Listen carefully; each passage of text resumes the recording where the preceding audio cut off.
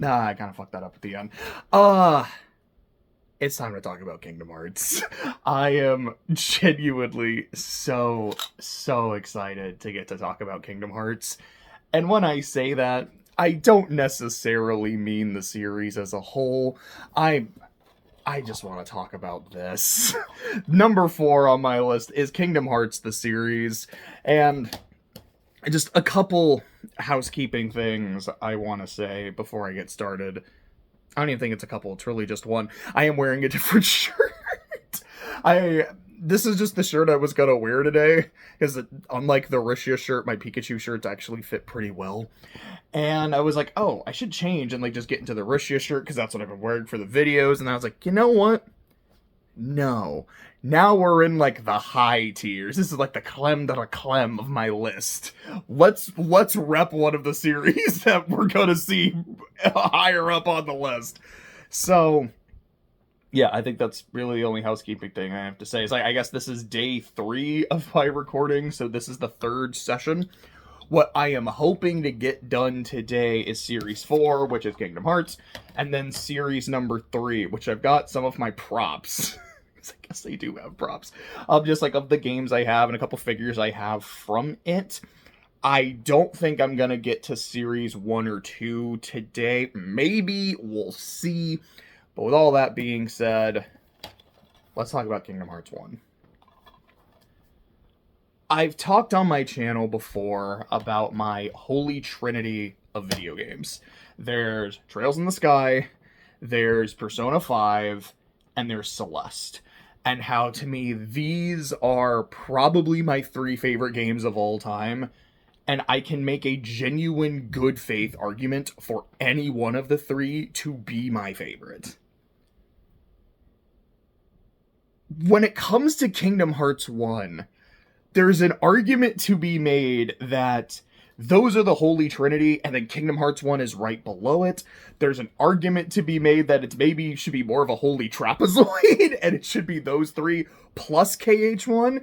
There's an argument to be made. It's like, okay, it's like, this is the Holy Trinity. It's almost like how you got the final boss, and then the final boss is like 3 major droogs. Like, here's the 3 major droogs. But Kingdom Hearts is on top of that. I can make an argument that it's my favorite game of all time. And when I think of my Holy Trinity, Kingdom Hearts is the one that's been a part of my life for the longest. Because I think the one of those 3, the one I played first was P5 when it came out in like 2017. SC was 2021, because that was the year of my Trails Marathon.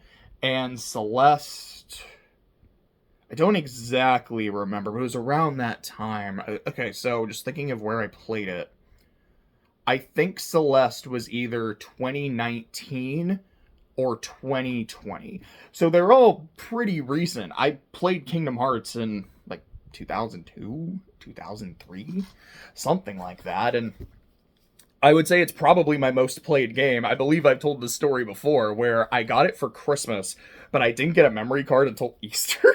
So, from Dive to the Heart until Agrabah, I have played that section of the game so many times. That shit is like imprinted in my soul.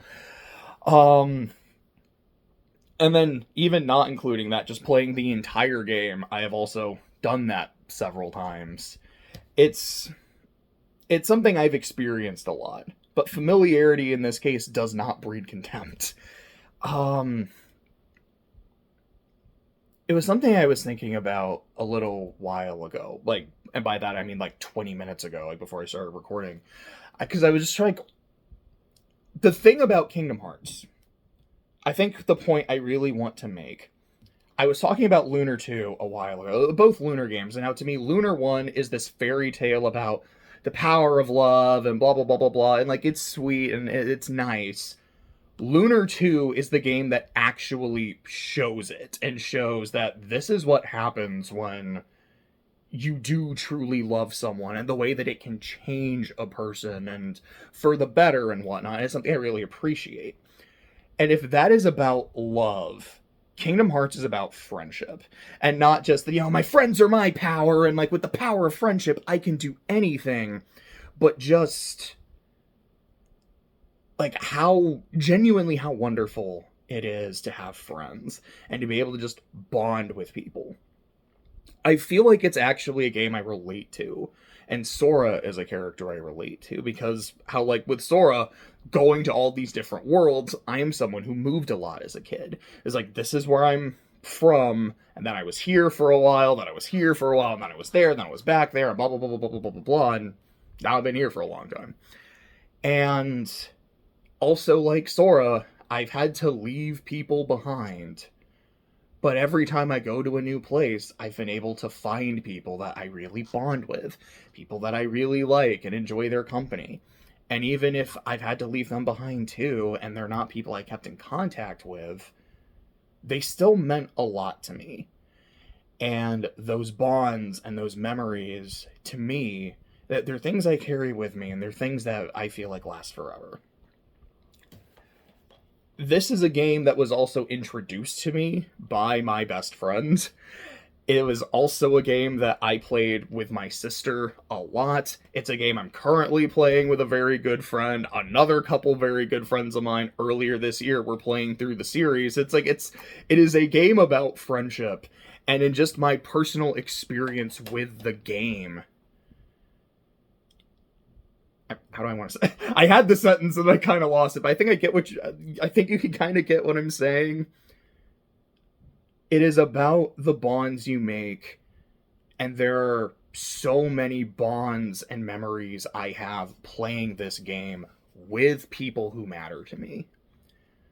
Like I said, there is a genuine argument that it is my favorite game of all time because of everything I just said. And I haven't even talked about the game itself. I haven't talked about the fact that I'm a Disney guy. I love Disney movies. Not all of them. I've seen Wish. But, like, I genuinely really enjoy Disney movies. And it's like, oh shit, I get to, like, hang out with Donald and Goofy and fight Jafar and Ursula. A lot of those fights suck the way they're designed, but it's still cool. I say what you will about the plot and the story of Kingdom Hearts. We're probably gonna have to as we go through the rest of the series here. No, the first one just has this Disney magic and charm to it. And I think a big part of that is, number one, and not to say that the other games don't have that sincerity, I think you've definitely seen in Kingdom Hearts 2. But there is just this sincerity to everything that's happening that is really endearing to me. And just, yeah, the plot is the Disney villains are conspiring together to use the Disney princesses to take over all worlds and use the power of darkness, and Billy Zane shows up at the end and you have to kick Billy Zane's ass. It kind of is, like, and again, like, I played Kingdom Hearts with no knowledge of Final Fantasy and Square, and then from my understanding of it, it's like, it kind of does feel like a really good combination of Square and Final Fantasy and Disney. And I don't think there's another game that really quite captured that. Look at the fact that you don't, like, Maleficent isn't a boss in Kingdom Hearts 2. Like, why aren't you fighting her? It's something that will always bother me. It's, despite her being essentially the main antagonist of the first game, it's like, yes, you know, Ansem or Zan or whatever you really want to call him. I call him Asod because that's Ansem, Seeker of Darkness. Although Asod is the final boss and he's the one manipulating everything, the one you're dealing with for most of the game. You're dealing with the Disney villains who are led by Maleficent. Maleficent's basically your main antagonist for most of the game. And then she comes back in 2, and is still a problem, still a thorn in your side, and you never fight her. And then in 3, she's just there to be there, and it just feels like a disservice, and I don't like it. I do like playing the game. I wouldn't play it as much if I didn't. I think other games in the series feel better to play. Like Kingdom Hearts 2 just feels more refined, it feels more sleek. And say what I will about Kingdom Hearts 3, like doing the data fights in Yozora was so damn fun. But I still think I just still have a lot of fun playing one. I like Keyblades. This is the only one I have. I got Oblivion. I know I've shown this off before. I think I did when I was doing my video earlier this year talking about the data fights in 3. I think I just had Oblivion like this with me the entire time. And what else do I really want to say about Kingdom Hearts 1? I think that's kind of it. Oh, I haven't said anything about the music. I love Kingdom Hearts music. I really do. Dearly Beloved is beautiful. There's a lot of different versions of it, and I don't know what my favorite is. I can make an argument for days because I'm a sucker for a good flute, but I'm also a sucker for violins, and Birth by Sleeps are so good. But it's probably from KH1, just the pure nostalgia of it. When it comes to like the opening vocal tracks, it's easily simple and clean. I like Face My Fears, and I like Don't Think Twice. I really like Sanctuary. But, I mean, again, the nostalgia of it, like, you're just not gonna top Simple and Clean. I think a pretty underrated track, because I don't hear a lot of people, like, really talk about it. I really like the theme to Monstro, the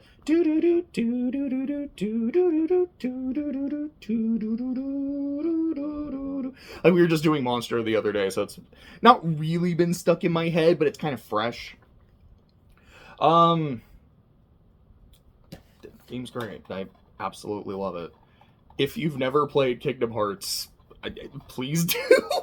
I guess I will also say, before I go ahead and move on to I guess actually to Chain of Memories, which I don't have a copy of anymore because this was years ago. So I was gonna move in like a week or two, and a friend of mine was like, "Hey, you know, some of us on the bus, like, you know, we bring our DSs and like we play a game." It was like Metroid Prime Hunters, I think. And so he convinced me to bring my DS to school, and I did. And that day it got stolen, and my copy of Chain of Memories was in there because I was also replaying Chain of Memories, as well as my copy of, I don't remember what Pokemon game it was. I think it was Diamond. That breaks my Kingdom Heart. I'm actually really upset that I remembered that.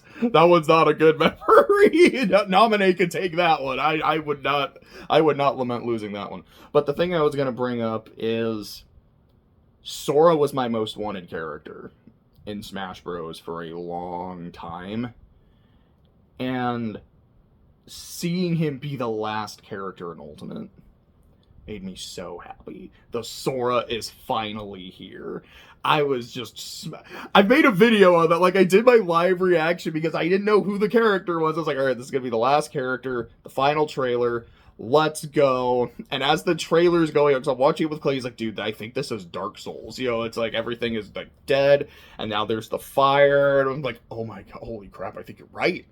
It's about to be Dark Souls. And I don't really care for Dark Souls. Like, it's not that I'm like, man, what a terrible pick. It's just a, man, this is really not for me.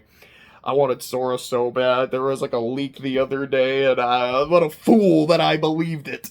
And when I saw that stupid keychain, it's not... Sorry, it got actually a little stuck on the cross guard. It wasn't this keychain, because it wasn't the black crown. It was the Mickey Mouse head. I screamed like a banshee. I was so happy. And then when they showed off his alts, I'm like, okay, yeah, you gotta have the colors from some of the other games. You gotta have some of his drive forms. The fact that they have Timeless River Sora is perfect. And I had said for a long time, I was like, I don't know what his stage would be. My personal hope is that it's either Dive to the Heart or it's Hollow Bastion. And the fact that it's both. Absolute cinema. Well, that's KH1. Chain of Memories. I played it when it came out. And like I had said, I was trying to replay it. Gosh, this was in high school, so this was like 09? No. That was 08. I haven't played Chain of Memory since like 2008. And it's a game that I remember liking. I don't remember how much I loved it. It was just like, this is weird and different, but I don't hate it. And I feel like that's kind of where I am on Chain. I'm like, I don't hate it, but I'm kind of confused as to why it is the way it is. I wish I had more to say. I guess the one thing I can say is that Riku 4 fight sucks. It was so hard. And yeah, like, it's confirmed, like, I've only played the GBA version. So, right now, Jose and I are playing through KH1, and so it sounds like we're just going to try to play through all the games. I don't know if we're going to play 3, because he's played 3 relatively recently, because we're doing the games on Critical, and he did 3 on Critical. So we might do it again, we might not. So we are gonna play Rechain. So maybe after that, be like, okay, Chain is actually really fun, or I'll really hate it. I don't know, but we'll see when we get there. I'm gonna talk about Kingdom Hearts 2. This, I feel like most people will say that this is their favorite, or this is the best game in the series. Personally, I would disagree, as I've said, like, the reason, like, Kingdom Hearts to me, the first game, not just the series in general, is important to me. It has this very special place in my heart. Kingdom Hearts 2 doesn't quite have that the way that the first one does. What it does have, though, because I don't want to say, like, oh yeah, it does not have the Disney magic, the charm is gone, because that's not the case. I feel like it is still there. I feel like the sincerity is still there, particularly, really, like, in the world that never was, with like Sora's reunion with Riku, the awkward reunion with Kairi, and like just that bit at the end in the Realm of Darkness when it's just Sora and Riku together. Like, I absolutely love that. Kingdom Hearts 2 is just fun. This game is like, I think the first game is fun. It can be kind of weird and jank, but it's fun. KH2 is like addictive fun. It is so good. It is so cool. I've played it on critical mode multiple times. The first time I did it, I was like, I am just not going to switch my keyblades, and I did it. It sucked, but I did it.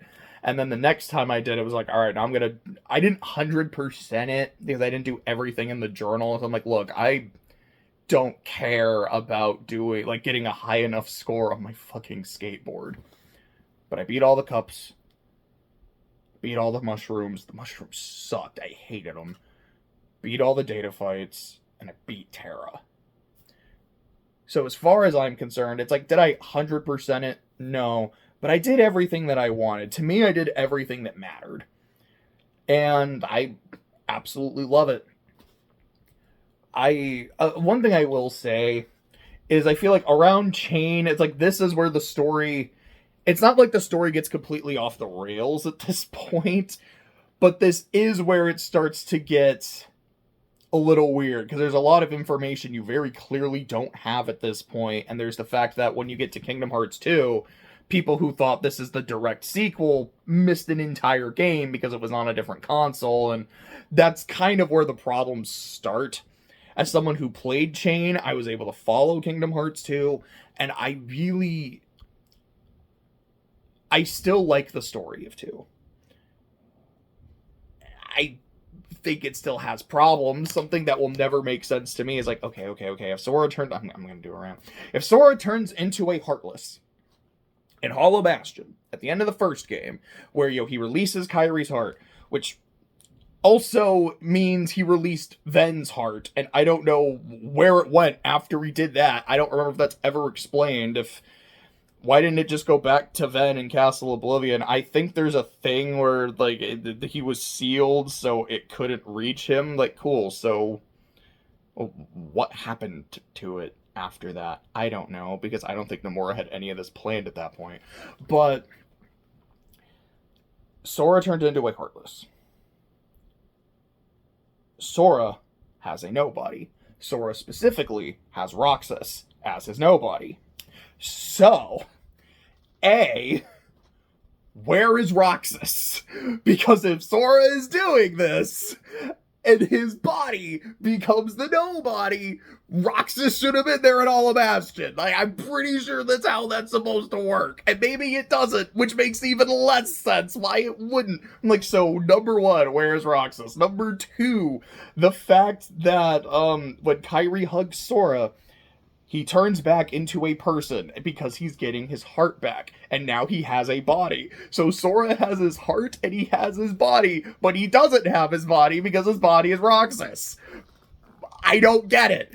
Also, why does Roxas look like Ven? Like, I think it's, my understanding is like, oh yeah, when Ven met Sora and like touched his shoulder or whatever, it's like, you have the power of the Keyblade now, because all the characters of Birth by Sleep did it, because Sora couldn't have been chosen by the Keyblade because he's like his pure heart. It had to be because of something else. Man, I don't care for that at all. But my understanding is like, alright, because, you know, Ven imprinted on you and like his heart is in you when Roxas became a thing. He copied that, I guess, but it's like, wait, but why? It's his body. Shouldn't Sora's body just look like his body? This doesn't make sense! And I don't know, maybe there's some, like, real dumb bullshit explanations, like, this is why it makes sense, and it's dumb. But I still think most of Kingdom Hearts 2 works. I do like Roxas a lot. It's one of those things where the first time especially, the prologue feels very slow. I didn't dislike it my first time, but I was very confused. But it's something I feel like I can really appreciate every time I play KH2, especially because of how much I just love the aesthetic and the music to Twilight Town. It's just so, like, calm and serene, and it's great. Oh my god, I just realized I never made a single Kingdom Hearts 2 joke this entire time. I must commit Keyblade seppuku. But, there's that. So, I think the next two games were Coded and Days, because I think they both came out before Birth by Sleep. And I tried playing both of them this year, and I'm going to be honest, I didn't really get into either of them. I just did not find Days particularly engaging. From what I understand, like, the story can get really good and interesting. Like, I've seen some of the cutscenes, and I'm like, okay, this shit's kind of wild. I just couldn't get into playing it. And the same thing with Coded, and I think Coded is the game that's like, oh yeah, you know, if you destroy the Heartless and the Nobody, it completes them, and that's, like, its important thing, which I just think that's stupid. It's like, why? Why? Because you wanted to bring them back for 3, because like, hey, you completed us, cool, then we turned ourselves into nobodies again, we rendering this all pointless, because we could basically just do this forever. I don't like it. I really, really don't like it. But then we get this. So this is just 1.5 plus 2.5. But the reason I bring this up is because this is the one that has Birth by Sleep, because I have played Birth by Sleep. I personally don't love Birth by Sleep the way I love 1 and 2. But I did enjoy it. I will be honest, I played Dream Drop before I played Birth by Sleep. I guess we're in chronological order. I like a lot of the worlds in Birth by Sleep. Number one, you gave me a Neverland that was actually Neverland. Thank you. I had been wanting that for a very, very long time. It's one of the few things about KH1 that I genuinely dislike. Like, you have the gall to name this Neverland when it's just the Jolly Roger and then Big Ben Clock Tower. Nah, this is not Neverland. Being able to fly is dope. Like, I do kind of like the world. I just wish it was actually Neverland. Birth by Sleep gave me that. Thank you very much. I think I heard that Days does the same thing. It's an actual proper Neverland, but like I said, I hadn't played the game before BBS, and then I never actually got that far. I like getting to see the old school princess worlds. I believe it's Enchanted Dominion, Dwarven Woodlands, and Castle of Dreams for Sleeping Beauty, Snow White, and Cinderella, respectively. I like that. I really, given the fact that it's a prequel, kind of getting to see some of the old school worlds, the fact that Hollow Bastion is specifically Radiant Garden, I like both of those details, I guess is the word I wanted. I like that a lot. Also, Stitch is here because you get deep space. And I like that level a lot because I'm a Stitch fan. I love Lilo and Stitch. I've said it before, it's my second favorite Disney movie. Stitch carried my ass through critical mode of KH2. I don't know how I would have gotten through it without Stitch.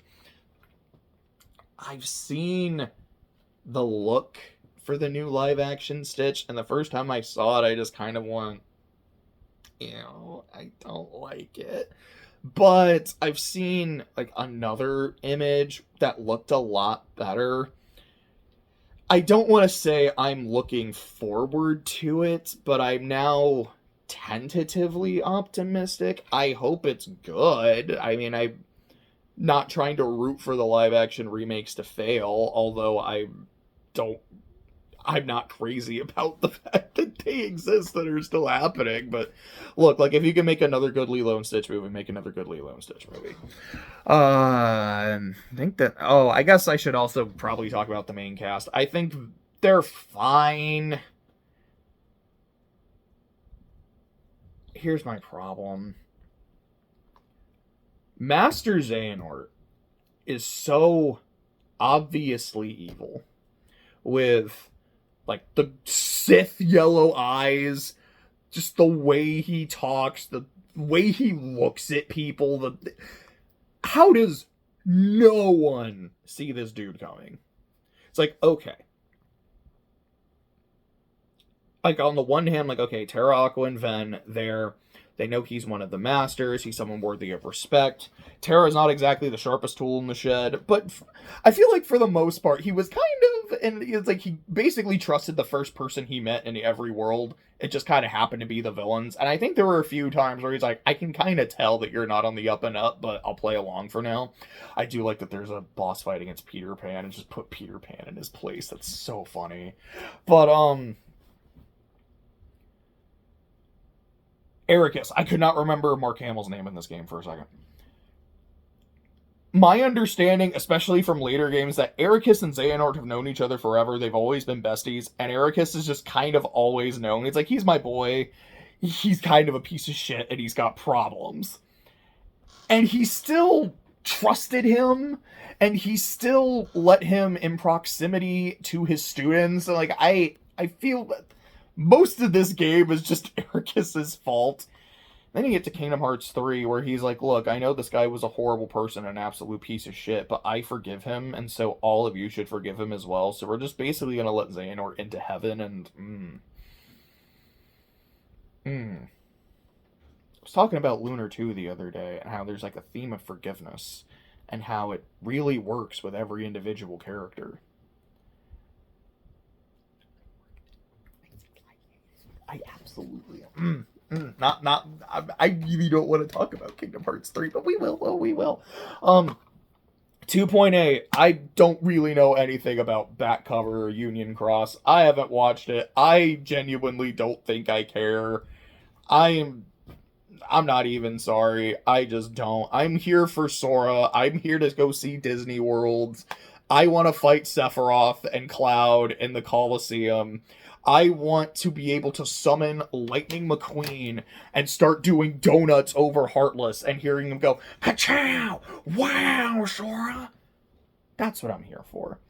I don't really care about all the like, oh, now we're going to introduce the Master of Masters and all of his disciples. And oh, look, one of them has actually been a member of Organization 13 the entire time. Because sure, dog. Okay. Maybe it's great. Maybe it's super interesting and it all makes sense. It's just not what I care about. Dream Drop, that wasn't really in the frame. Dream Drop is fine. I think the base gameplay is pretty fun. I think flow motion is busted, but it's fun. I'm not crazy about the Dream Eaters. They're just sort of whatever. I'm very torn on the world selection. I'm like, okay, what is it? The Cité des Cloches, I think, is, I believe it's like French for the City of Bells. It's Hunchback. Finally, we are getting Hunchback as a world. Good shit. It is a fantastic movie. It's part of the Disney Renaissance. And I mean, other movies besides the Disney Renaissance should obviously be in here. I'm like, cool, you're giving me good shit. I can't fight Frollo?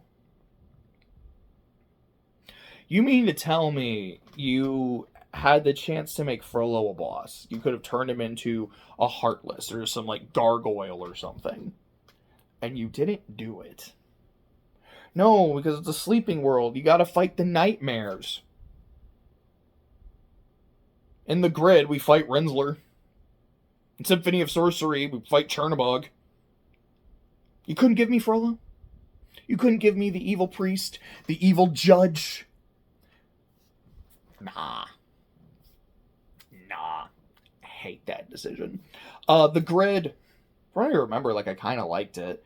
I thought it was an interesting idea. You'd be like, okay, here's Tron Legacy getting its own world. And if I remember correctly, the idea is that Space Paranoids is less of being its own world and is something that Ansem the Wise kind of made on his computer. And he based it off another world, with that world being the Grid. I think that sounds right. I might be making that up, but I think that's actually kind of neat. And then Prankster's Paradise, which is like, here's the actual proper Pinocchio world. It's not just Monstro, although Riku's part of the world is Monstro. I think that's kind of cool.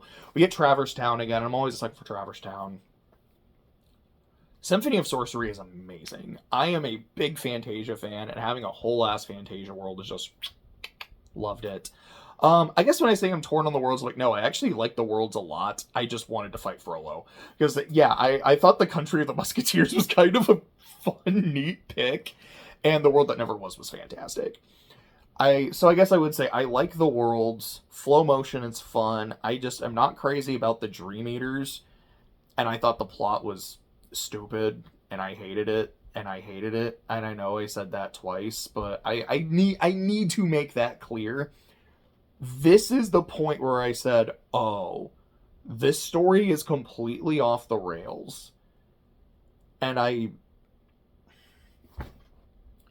remember getting to the World That Never Was and watching this cutscene with YX, young Xehanort, with YX talking to Sora on, like, the beach of Destiny Islands, being like, yeah, so I traveled back in time and met my younger self and convinced my younger self to be evil.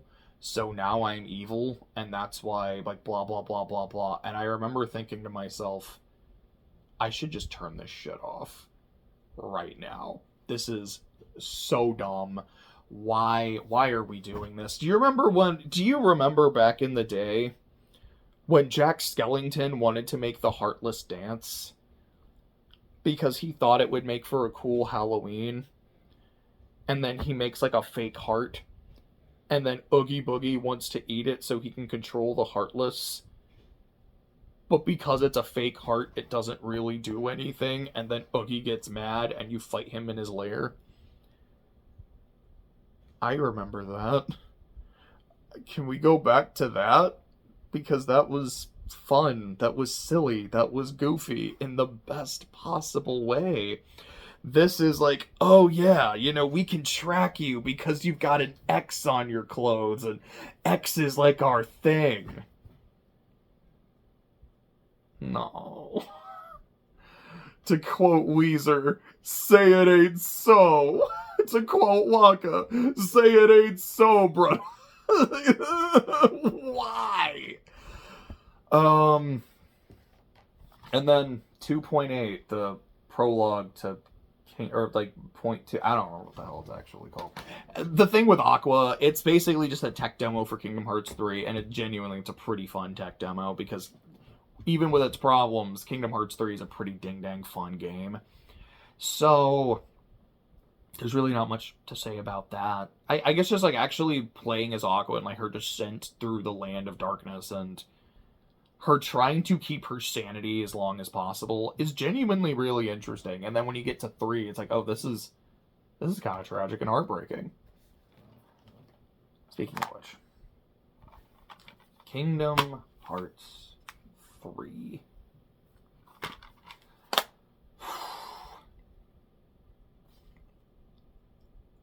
The weekend that this came out.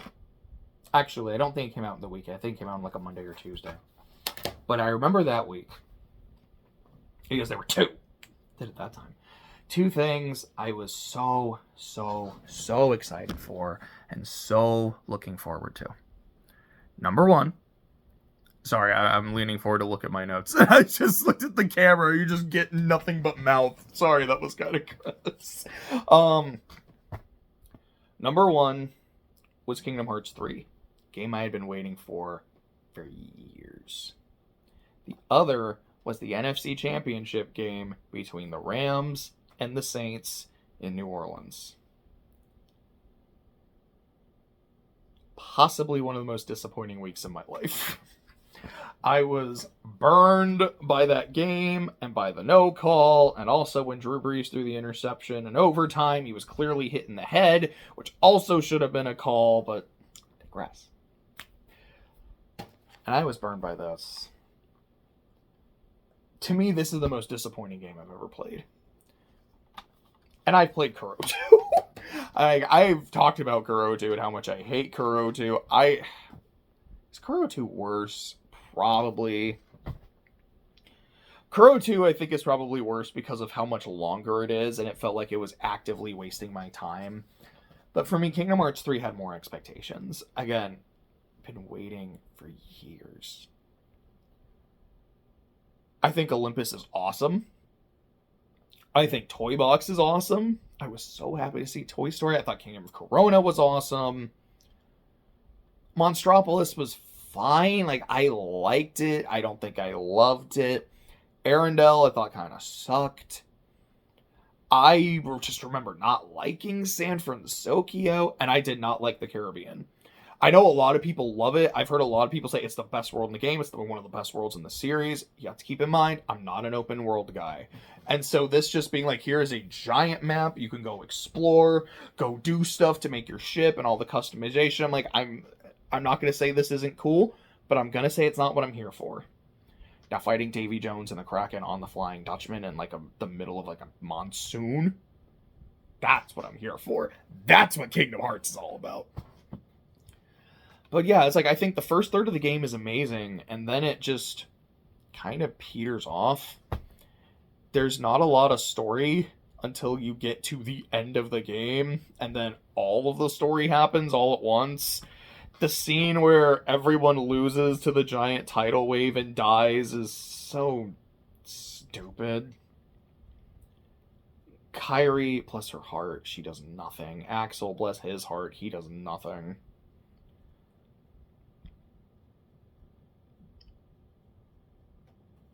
I just don't like it. I just really don't like it,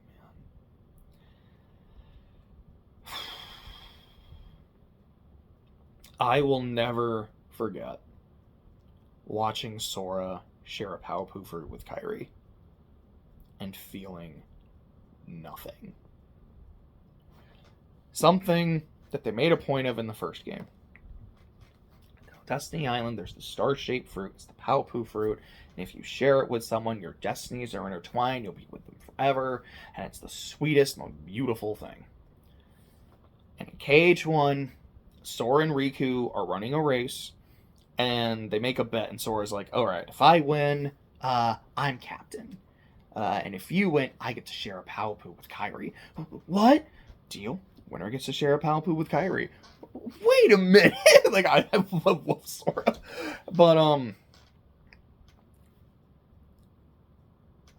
I think it's, like, right before they leave Destiny Island, like, when the Heartless come, Sora has this, like, cave painting of him and Kairi, and he makes a thing of, like, him giving her a Powerpuff Fruit.